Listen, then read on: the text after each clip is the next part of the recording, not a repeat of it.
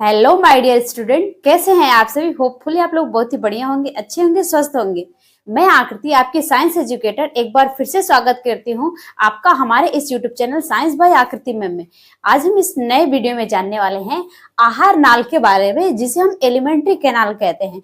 हम बात करेंगे मनुष्य के आहार नाल की। मनुष्य के आहार नाल की बात करें तो मनुष्य का आहार नाल क्या होता है, तो सबसे पहले ये हम जान लेते हैं आहार नाल कहते किसे हैं। ओके, चलिए समझते हैं। पहले आहार नाल क्या होता है। भोजन को ग्रहण करने से लेकर गुदाद्वार द्वारा बाहर त्यागने की इस क्रिया, जिसमें ये सारी क्रियाएं संपन्न होती है, उसे हम कहते हैं आहार नाल। चलिए हम इसे लिख देते हैं।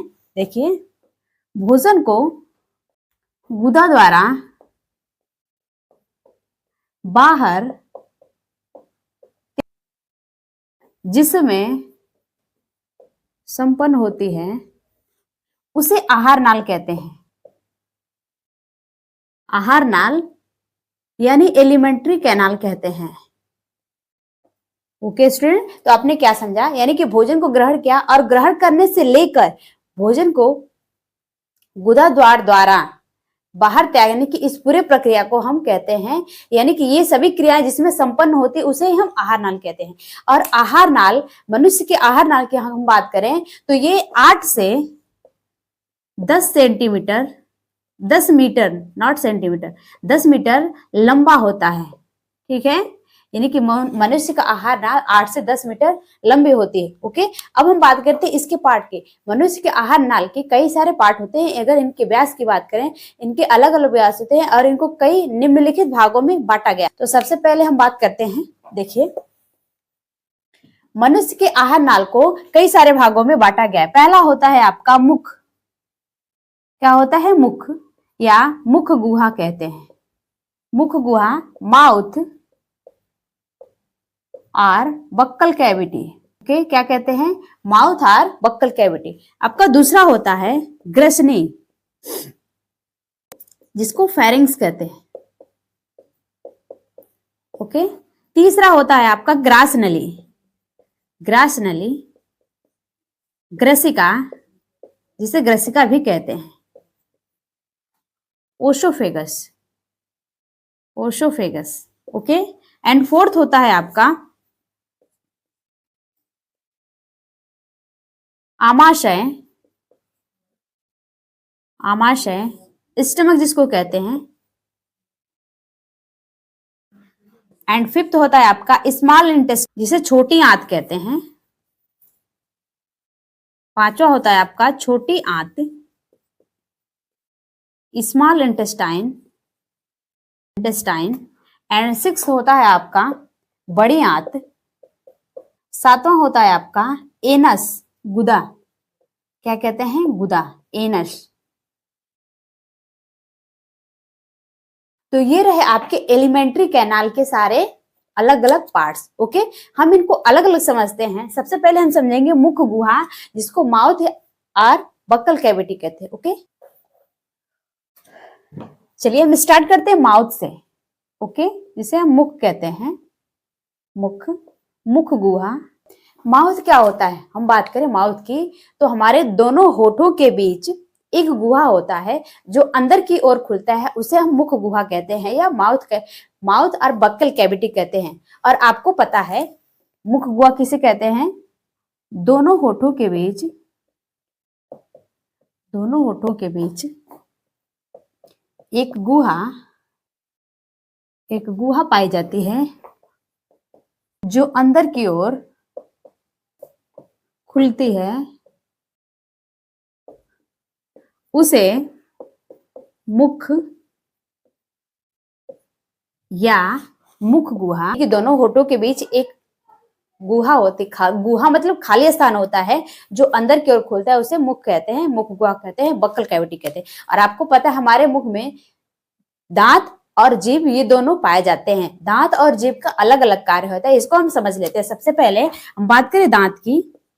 दांत क्या करता है? यानी कि जो भी हम भोजन ग्रहण करते हैं उस भोजन को काटने, तोड़ने, पीसने और चबाने का काम करता है हमारा दांत। यानी कि दांत का काम होता है भोजन को काटने, फाड़ने, चीरने और चबाने का काम होता है। ठीक है, और उसके बाद आ जाता है आपका जीभ।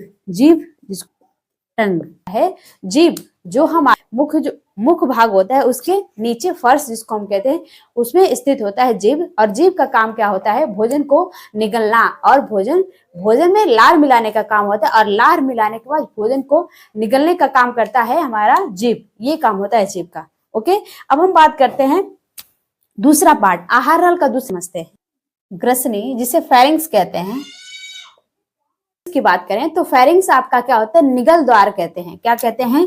निगल द्वार, यानी कि भोजन को चबाने और काटने पीटने का हमारा दांत करता है। दांत, और उसके बाद जब बोलस बन जाता है, यानी कि भोजन को जो दांत द्वारा काटा पीसा जाता है तो भोजन एक बोलस बना देता है, भोजन का बोलस बन जाता है। उस बोलस को अंदर निगलने का काम करता है फेरिंग्स, जिसे हम ग्रसनी कहते हैं। क्या करता है?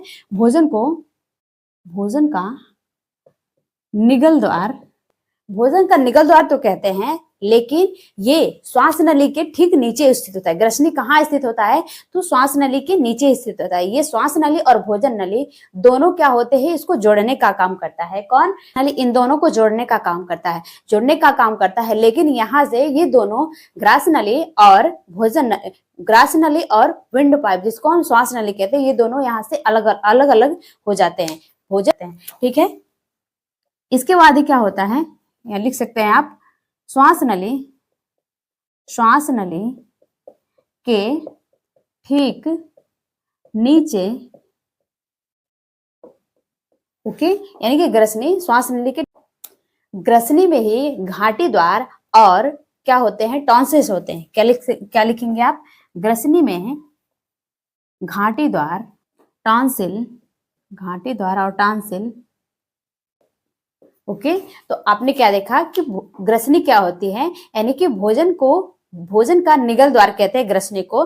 और ये क्या होता है? श्वास नली के ठीक नीचे स्थित होता है। ग्रसनी श्वास नली के ठीक नीचे स्थित होता है, जो भोजन नली और श्वास नली दोनों को जोड़ने का काम करता है। लेकिन यहीं से ये क्या होते हैं? ये दोनों अलग अलग हो जाते हैं। भोजन नली में भोजन जाता है और श्वास नली में श्वास जाता है, और वो श्वास कहाँ जाता है? फेफड़े में जाके मिल जाता है। ओके, उसके बाद बात करें हम, घाटी द्वार और टॉन्सिल दोनों स्थित होते हैं किसमें? ग्रसनी में।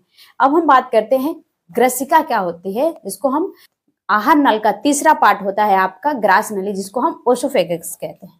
ये आपका दूसरा पार्ट था। अब हम बात करेंगे ईसोफेगस। ओके, ईसोफेगस क्या होता है? अगर हम बात करें, जिसको हम कहते हैं भोजन नली। ओके, भोजन नली की बात करें तो ये 25 सेंटीमीटर लंबी होती है। क्या होती है? भोजन नली नहीं, ग्रास नली की बात करें तो ये 25 श्वास नली के नीचे स्थित होता है, तथा ये भेद कर आमाशय में, तो ओसोफेगस में हमारे श्वास नली के ठीक नीचे स्थित होता है और ये 25 सेंटीमीटर लंबा होता है। इसके बात करें तो ये डायफ्राम को भेद कर, यानी कि जो हमारे उस डायफ्राम को भेद कर उदर गुहा से होते हुए आमाशय में ये खुलता है आपका क्या? ग्रास नली, जिसको हम ग्रास नली या ग्रसिका भी कहते हैं, ओसोफेगस कहते हैं। ओके स्टूडेंट, तो आज के लिए हम इतना रखते हैं। मिलते हैं नेक्स्ट पार्ट में इसकी दूसरी वीडियो आप नेक्स्ट पार्ट में देखेंगे। आज का वीडियो कैसा लगा आप ये कमेंट सेक्शन में बताएगा।